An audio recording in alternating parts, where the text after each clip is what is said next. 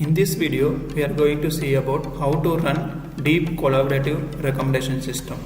First of all, you have to install Anaconda Navigator and launch the Jupyter Notebook. Then it will be open in your default web browser. After this, move it to your code file. Here I saved my code in document. Okay, project code. Here only we are having both IPO and MB file. This code will be have two type of file. One type of file is recommendation system. Okay, we can, for example, if you are give any title related movies like science fiction movies or romantic movies related to that movies, it will be give the recommendation. What are the movies you have to watch? Suppose if you are giving Marvel related movie means it will be give like science fiction movies recommendation like 10, or if you need 20 also we can get. Here we have another one code, a sentimental analysis with RNN. Here we are going to train the one of the most deep neural network algorithm. Okay, recurrent neural network algorithm. Based on the recurrent neural network algorithm, we are going to predict the accuracy score and how it's training and predicting the result and all. Okay, so for that purpose I opened the Jupyter Notebook and I opened the documents, project code. Then first of all, let me see how the recommendation system is working.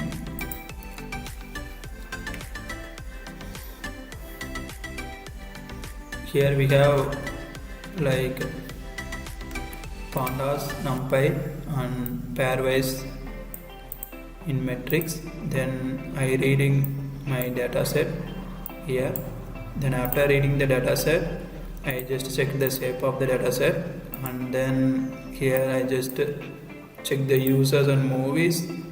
Here we have some changes. Here total user is this many and total number of movies is this many. Okay, so we are going to zeros, the measure is we are going to classify all the data will be same, and then next one I am applying here pairwise distance. Then after that just checking the output result of this. Then after that user similarity and movie similarity. We are going to check the users similarities of movie. For example, if you take one example, king means, okay, like king opposite queen, otherwise princess, like there's some words relation will be there, right? Okay, like same thing we are going to check for movies. And then here we are executing the code. And after this, here we are checking the movie index of the Toy Story and movie index of the GoldenEye and movie index of the 4 Rooms. Then I am iterating with one function with for loop. Then after that I am just given here Batman Forever. I am getting the movie index value 20, that is Batman Forever movie will be and the index number 28. Okay, after this I am giving here one movie input. Then I am getting related to the Batman Forever. Here we given an input, here we are getting an output result. Then if you need here I am giving Star Wars. Okay, then Star Wars related movies are here, we are getting a recommendation. Okay, so this is one part of the code, how we can do recommendation system. Then next part of the code is sentimental analysis. So here we are going to train the algorithm and predict an output result. Okay, so this is the movie dataset. So here we are downloading directly movie dataset from the IMDb. Then we are going to train the data. Then after that here we are indexing all the data. For example, here we are seeing the data of the train, 7th data in the train. Okay, and if you are change here x_train and 7 means it will be give the reviews of your data. Okay, so here you can see x train. In x train 7th data value reviews are this one, and here we are having a 0 as a label. Okay, so like this we are checking maximum review length and minimum review length. Here I am applying pad sequence. Pad sequence is nothing but we are going to change each and every data length will be a equal.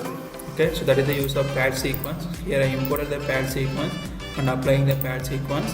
Then I am training the algorithm, that is LSTM, recurrent neural network LSTM algorithm we are training. Then after training I am using a binary cross entropy, Adam optimizer and accuracy score, and after this we need to validate that is we need to train and validate both simultaneously, because we will be improve the accuracy score. Here you can see the accuracy score of during training for only 3 epochs we are getting here 90%.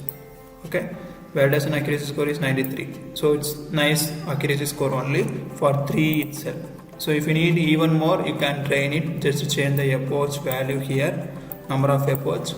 Here we are giving 3, you can change the value into 10, means even more the accuracy score will be improved. Okay, after that we just checking the output result by testing the accuracy score. So here I didn't run the output. Why? Because it takes some time to train the algorithm. So in your PC you can run it and get the output result. Okay, thank you all.